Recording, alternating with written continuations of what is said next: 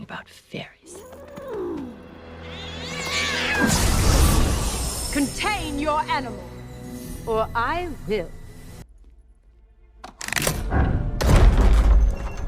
Hello and welcome. কেমন আছো সবাই? আশা রাখি সকলেই ভালো আছো। আজকে তোমাদের জন্য ম্যালিফিসেন্ট মুভির সেকেন্ড পার্টটি নিয়ে আসলাম। আর এই মুভিটি এতটাই জনপ্রিয় হয়েছিল যে ডিরেক্টর আরও একটি পর্ব নিয়ে আসতে বাধ্য হয়। তবে আগের পর্বটি যারা দেখোনি তারা যদি দেখে এসে এই মুভিটি দেখো তাহলে সব থেকে ভালো হবে, কারণ মুভিটির সুন্দর একটি গল্প রয়েছে আর এই মুভি থেকে তোমরা ভালো একটি ফিল নিতে পারবে। তো চলো কথা না বলে শুরু করে দিই। আর তোমরা যারা এখনও আমার চ্যানেলটি সাবস্ক্রাইব করনি তারা অবশ্যই সাবস্ক্রাইব করে দাও। গত পর্বে হিউম্যান রাজ্যের রাজা মারা যাওয়ার পর আরোরা ম্যালিফিসেন্টের সাথে থাকা শুরু করে, যেটা আমরা সকলেই জানি। আর সেই সময় থেকে দেখা যায় 2 বছর পরের দৃশ্য, যেখানে আমরা 3 জন মানুষকে দেখতে পাই যারা অন্য একটি রাজ্য থেকে মুর্স রাজ্যে এসেছে কিছু প্রাণী চুরি করার জন্য। এখানে একজন লোক যে কিনা একটি অদ্ভুত ধরনের প্রাণী চুরি করে নেয়। অন্যদিকে ম্যালিফিসেন্ট জানতে পেরে সে বাকি দুজনকে ধরে ফেলে, আর আরেকজন লোককে ম্যালিফিসেন্ট দেখতে পায় না। সেই লোক প্রাণীটি চুরি করে দৌড়াতে থাকে। সে দৌড়ে একটি ম্যাজিক্যাল ফুলের বাগানে ঢুকে পড়ে আর সেখান থেকে একটি ফুলও সে চুরি করে নেয়। এদিকে এই 2 জন চোরকে ম্যালিফিসেন্ট মেরে ফেলে, আর যাকে ম্যালিফিসেন্ট দেখতে পায়নি সে ভয়ে সেখান থেকে পালিয়ে যায়। এই চোরের নাম হলো মার্কো। মার্কো রাজ্যের একটি সিক্রেট দরজা দিয়ে সেই রাজ্যের যে বিজ্ঞানী তাকে ওই ম্যাজিক্যাল প্রাণীটি এবং ফুলটি দিয়ে দেয়, আর বিজ্ঞানী তাকে চুরি করার যে পারিশ্রমিক তা তাকে দিয়ে সেখান থেকে বিদায় করে। এরপর আমরা মুর্স রাজ্য দেখতে পাই, যেখানে আরোরা সবার সাথে খেলা করছিল। এই রাজ্যের সকল প্রাণীও তার সাথে বেশ মজা করে খেলাধুলা করে। সবাই তারা আরোরার সাথে সময় কাটায়। একদিন মুর্স রাজ্যে আসে সেই প্রিন্সেস যাকে আমরা পর্ব 1-এ দেখেছিলাম। সে আরোরার কাছে এসে তাকে প্রপোজ করে এবং বিয়ের জন্য প্রস্তাব দেয়। আরোরাও তখন তার প্রপোজাল অ্যাকসেপ্ট করে নেয়। পূর্বের পর্বে আমরা দেখেছি তারা দুজনকে পছন্দ করলেও কেউ কাউকে তাদের ফিলিংসের কথা বলে না। তবে এই পর্বে সেই প্রিন্সেস তাকে বিয়ের প্রস্তাব দেয়, আর এই খবর তখন ডিয়াফাল ম্যালিফিসেন্টকে জানায়। কিন্তু এবার আমরা দেখতে পাই এই প্রস্তাবে ম্যালিফিসেন্টের দ্বিমত রয়েছে। আসলে সেও মনে করতে শুরু করেছে যে সব ছেলেরাই একই রকম হয়, আর এই কারণেই সে চায় না আরোরার সাথে প্রিন্সেসের বিয়ে হোক। এদিকে প্রিন্সেস চলে আসে তাদের রাজ্যে এসে সে তার বাবাকে বললে তার বাবা রাজি হয়ে যায়। তবে রানী কিছু না বললেও তারও এই বিয়েতে সম্মতি ছিল না। প্রিন্সেস যখন তার বাবাকে এই বিষয়ে বলে তখন তার বাবা বলে, ঠিক আছে, তাহলে আরোরার বাবা মাকে আমাদের রাজ্যে দাওয়াত দাও, আর বাকি কথা সব এখানেই হবে। সিন কাট হয়ে আমরা ম্যালিফিসেন্ট আর আরোরাকে দেখতে পাই। তারা দুজন এই বিষয়ে কথা বলছিল। ম্যালিফিসেন্ট জানায়, আমি কোনো মানুষকে বিশ্বাস করতে পারি না, আর তুমি তো আমার বিষয়ে সবই জানো।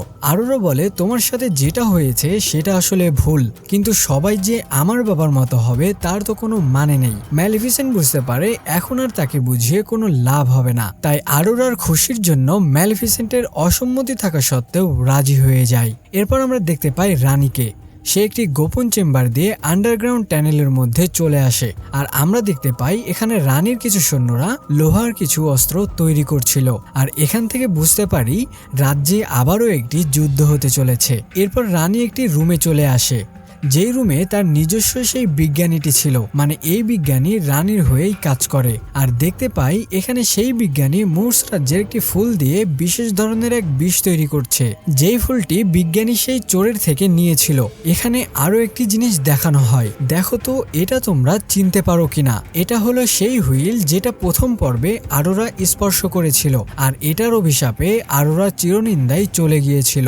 আর আমরা এখানে আরো স্পষ্টভাবে বুঝতে পারি যে সেই 3 চোরকে রানী নিজেই পাঠিয়েছিল সেই বিশেষ ফুলকে চুরি করার জন্য, যাতে করে সে এক ধরনের বিষ তৈরি করতে পারে। আর এতটুকু থেকে আমরা ক্লিয়ার হতে পারি মুর্স রাজ্যের সাথে আবারও কোনো এক বিশেষ চক্রান্ত হতে চলেছে। এরপর আমরা দেখতে পাই ম্যালিফিসেন্ট, ডিয়াফাল আর আরোরা সেই রাজ্যের দিকে যেতে থাকে, আর তারা সেখানে পৌঁছানোর পর রানী আরোরাকে খুব আদর করে। কিন্তু এখানে সে আরোরার প্রতি যেমন সহানুভূতি দেখাচ্ছে আসলে তেমনটা নয়। রানীর চাল তোমরা কিছুক্ষণ পর বুঝতে বুঝতে পারবে। তো ডিনারে যখন তারা খাবার খেতে বসে তখন রানী শুধু খোঁচা মারা কথা বলতে থাকে।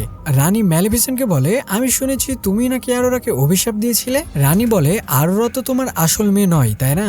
এমনকি সে বলে, আরোরার বাবাকে মেরে তুমি নাকি তাকে নিয়ে পালিয়ে গিয়েছিলে। এইসব কথা ম্যালেফিসেন্টের সহ্য হচ্ছিল না, কিন্তু আরোরার কথা ভেবে সে আর রানীকে কিছু বলে না, সবকিছু চুপচাপ সহ্য করছিল। আর ম্যালেফিসেন্টকে যে প্লেট দেওয়া হয়েছিল সেটি ছিল লোহার তৈরি, আর চামচটাও ছিল লোহার। আর এটা করেছে কারণ যাতে ম্যালেফিসেন্ট সেগুলোতে টাচ করতে না পারে। আর লোহার জিনিস ম্যালেফিসেন্ট স্পর্শ করলে কি হয় তা তো তোমরা আগেই জেনেছো। তো রানীর এমন কথায় প্রিন্সেস আর রাজা রানীকে থামানোর চেষ্টা করলেও রানী এটা সেটা বলতেই থাকে। কিন্তু এত কিছু আর সহ্য করতে না পেরে ম্যালেফিসেন্ট রেগে ফেটে পড়ে, কারণ সেই শুরু থেকেই রানী তাকে অপমান করে যাচ্ছে। ম্যালেফিসেন্ট যখন রেগে যায় তখন রানী ভয়ে রাজার পেছনে লুকিয়ে পড়ে, আর এখানে রাজা অজ্ঞান হয়ে মাটিতে পড়ে যায়। আর এখানে ঠিক কি কারণে রাজা অজ্ঞান হয়ে গেল তা একটু পরে বুঝতে পারবে। রাজা নিচে পড়ে যাওয়ার পর রানী জোরে জোরে বলতে থাকে ম্যালেফিসেন্ট রাজাকে অভিশাপ দিয়ে চিরনিন্দায় নিন্দিত করে দিয়েছে। কিন্তু ম্যালেফিসেন্ট বলে, আমি তো কোনো অভিশাপই দিইনি। সবার সাথে সাথে তখন আরোরাও এই কথা বিশ্বাস করে ফেলে। সে বলে, তুমি কি শুরু করেছো? কিছু হলেই সবাইকে তুমি অভিশাপ দিয়ে দাও। তুমি এই অভিশাপ দেওয়া কবে বন্ধ করবে? কি পাও এই সবে? ম্যালেফিসেন্ট বলে, আমি অভিশাপ দিইনি। কিন্তু আরোরা তার কোনো কথাই শুনতে চায় না। সে ম্যালেফিসেন্টকে এইভাবে কথা শোনাতে থাকে। ম্যালেফিসেন্ট তার কথায় অনেক কষ্ট পায়, কিন্তু সে আরোরাকে কোনো কথা না বলে একরাশ অভিমান নিয়ে ডিয়াফালকে রেখেই সেখান থেকে সে একাই বেরিয়ে পড়ে। এদিকে সবাই রাজাকে তার বেডরুমে নিয়ে আসে। প্রিন্সেস তার মাকে বলে, এটা যদি ম্যালেফিসেন্টের অভিশাপ হয় তাহলে তো লাভ কিসে তার অভিশাপ মুক্ত হবে। তাই প্রিন্সেস তার মাকে তার বাবার কপালে চুমু দিতে বলে। এটা শুনে রানী ভয় পেয়ে যায়, কারণ সে তো আর সত্যি সত্যি রাজাকে ভালোবাসে না। তারপরেও ছেলের কথা শুনে রাজাকে কিস দেয়, কিন্তু সেটাতে কোনো কাজ হয় না। এদিকে ম্যালেফিসেন্ট যাওয়ার সময় সেই রাজ্যের একজন সেনা যাকে রানী আগে থেকেই সেট করে রেখেছিল সে ম্যালেফিসেন্টের ওপর একটি তীর নিক্ষেপ করে, আর এটার কারণে সে নিচে সমুদ্রে পড়ে যায়। আর এই সব কিছু সেই সেনা দূরবীন দিয়ে দেখছিল। এমন সময় ম্যালেফিসেন্টের মতো আরো একজন ফ্যাসিস্ট তাকে সমুদ্র থেকে উঠিয়ে সেখান থেকে নিয়ে চলে যায়। আর এইটা দেখে সেই সেনা বুঝতে পারে না যে এটা আবার কি হলো। তো রানীর কাছে এসে সেই সেনা যোদ্ধা সবকিছু খুলে বলে। এটা শুনে রানী বুঝতে পারে ম্যালেফিসেন্টের মতো তাহলে আরো পরী রয়েছে। আর এইটার কারণে রানীকে একটু চিন্তিত দেখা যায়, কারণ সত্যি যদি তার মতো আরো পরী থাকে তাহলে তাদের সবাইকে একসাথে ঘায়েল করা তার জন্য একটু টাফ হয়ে যাবে। তাই রানী তার সকল যোদ্ধাকে যুদ্ধের জন্য প্রস্তুত হতে বলে। এদিকে আমরা দেখতে পাই ম্যালেফিসেন্টের মতো আরো অনেক ফ্যাসিস্ট যারা তার মতোই পাওয়ারফুল, আর এদের মধ্যেই একজন ম্যালেফিসেন্টকে সেই সমুদ্রের মধ্যে থেকে এখানে নিয়ে এসেছে।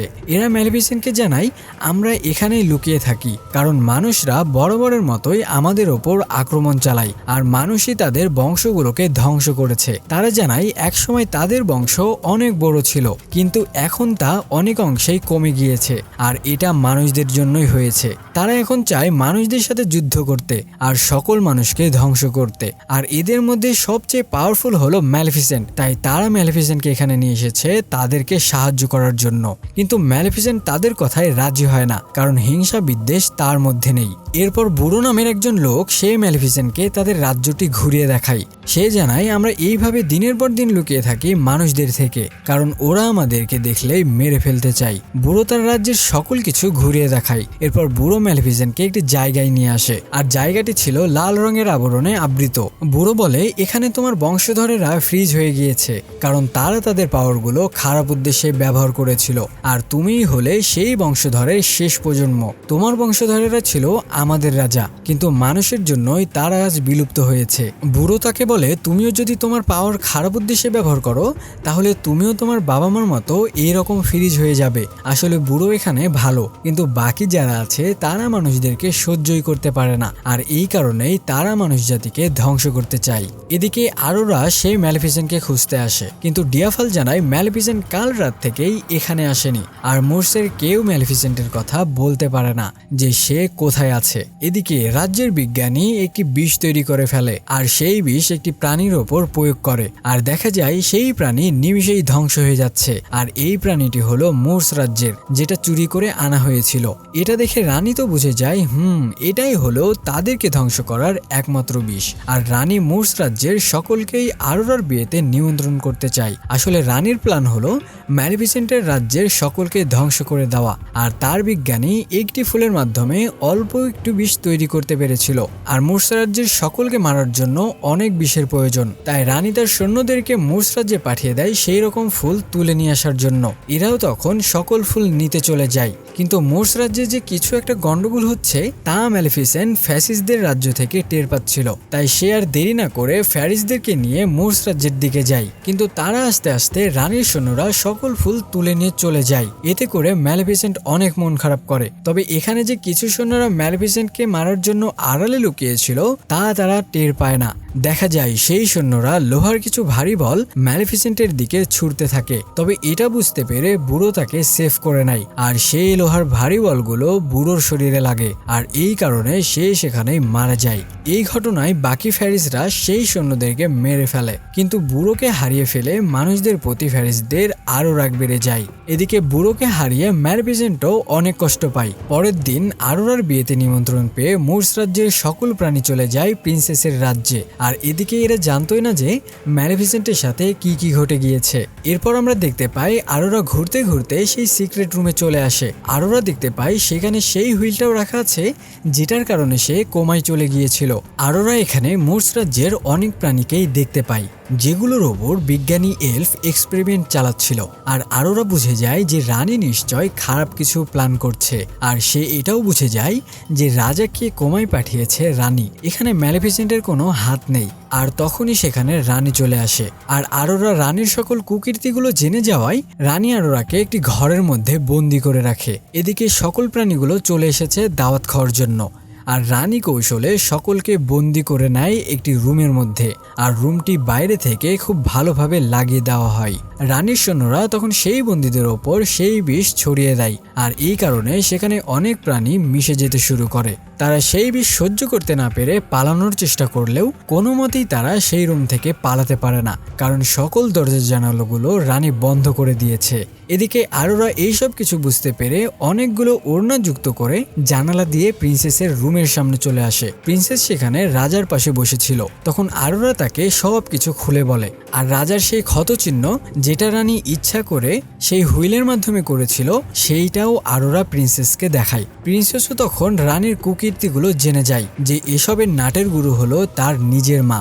এদিকে ফ্যাসিস্টরা তার বিশাল দলবল নিয়ে আসতে থাকে রাজ্যের দিকে। ততক্ষণে রানীর সৈন্যরা যুদ্ধের সকল সরঞ্জামগুলো রেডি করে ফেলেছে। আর ফ্যারিসরা রাজ্যের কাছে আসতেই তারা তাদের ওপর সেই বিষাক্ত বিষগুলো নিক্ষেপ করতে থাকে।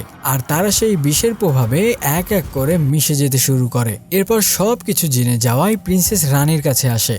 তখন রানীও বুঝে যায় যে তার ছেলে সবকিছু জেনে গিয়েছে, তাই রানী সৈন্যদেরকে তার ছেলেকেই বন্দি করতে বলে। কিন্তু প্রিন্সেস সেখান থেকে কোনো মতে পালিয়ে যায়। এদিকে যুদ্ধের সকল ফ্যারিসরা এক এক করে মারা যায়। তারা কিছুতেই সৈন্যদের সাথে পেরে ওঠে না।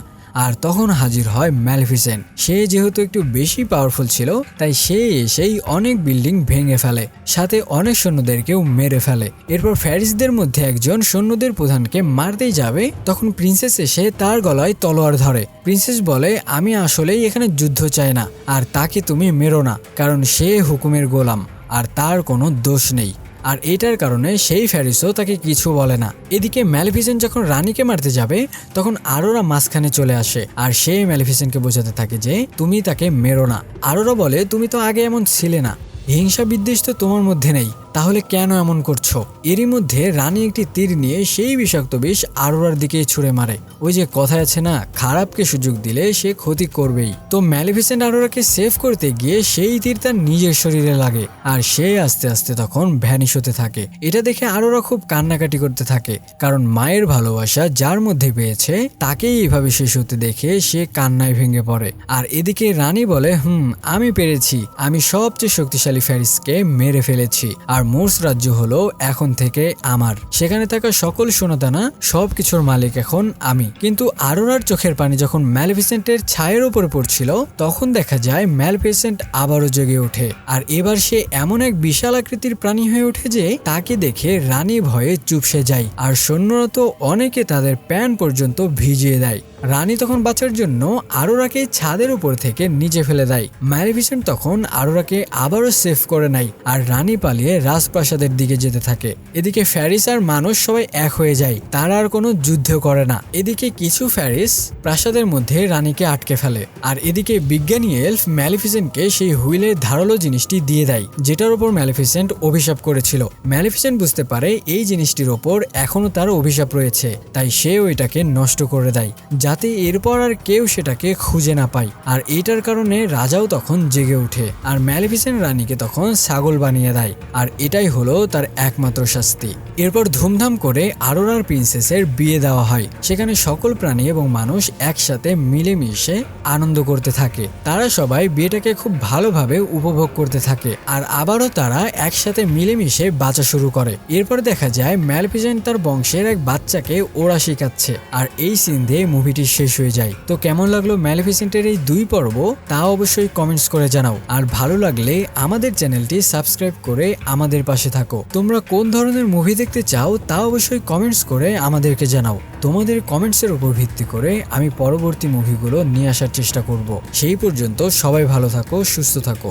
আল্লাহ হাফেজ।